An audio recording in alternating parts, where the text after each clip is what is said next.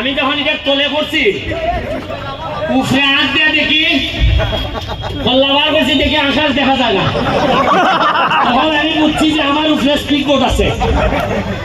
বিশ্বাস করেন তখনও আমার টেনশন যে আমি ছাড়া আর কেউ নি আছে।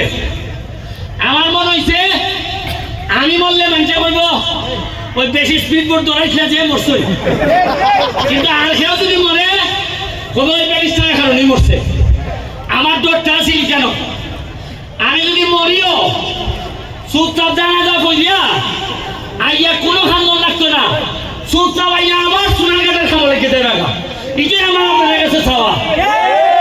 আর কেন এই যে স্পিড বোট চালাইতেছি মনে করেন আমি বুঝি না যে কাম করতেছি যে কোনো সময় মরতাম পারি। ওই স্পিড বোটের তলে বইয়া নাকি খুঁজতে না খুঁজতে তলে বইয়া তো মরবো।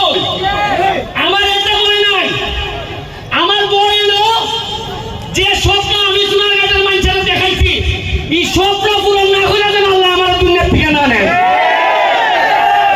আরে মরবো তো সমস্যা হয়েছে আমার আল্লাহ সাঁতার পারে না, ওইটা নিয়ে আরো করছি বিপদ।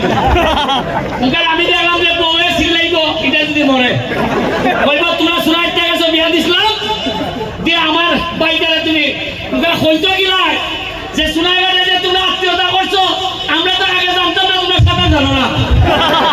আমার আলাই যে সাঁতার জানে না এটা আমি জানি না।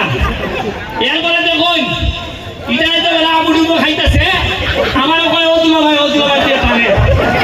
আমি বুঝছি যে আলা আন্তাজ করে যদি আমি আরো আগুয়াই এও মরবো আমারও নয় মরবো। আমি বেলা ছেড়ে দিছি সাইডে কই তুই একলাই ডুব ফটকান। এরপরে আমি ওই এরা কইলাম দৌড়াইস না খালি, কারণ এ তো আইসে বেটা অভিগঞ্জের রিসিভ দিকা এ তো জানে না তোমার কাছে খোঁজা খোঁজা সত্য তো তাদের মনে না। এরপরে এ বুঝছে আমি বললাম স্পিড বুকের কোনাটা তো তুমি ডুবতাই না। এবার দুইটা দিন খাইয়া আবার উঠতে শুরু হয়েছে। এরপরে কোনোভাবে পড়াইয়া তখন আমি খারে করতেছি ওই যে স্পিড বোটের যে ড্রাইভার এর কই তুই তাড়াতাড়ি নিচে আমারে ভাই দেখ আসেও হয়েছে নি এ ভাই দেখতেছি মোবাইল মোবাইলটা ভাই না দিছে আমার মানুষ বলে আর এ কই মোবাইলটা না দিছে মানে এর মাথা কিটা বুঝুন এর মোবাইলটা ওই তো মানে ৭,০০০ টাকা দাম আর আমার মানুষ বলে দেখি ৭০ লাখ।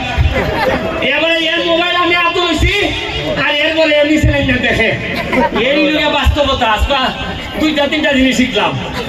একটা হলো তুমি মরো অসুবিধা নাই,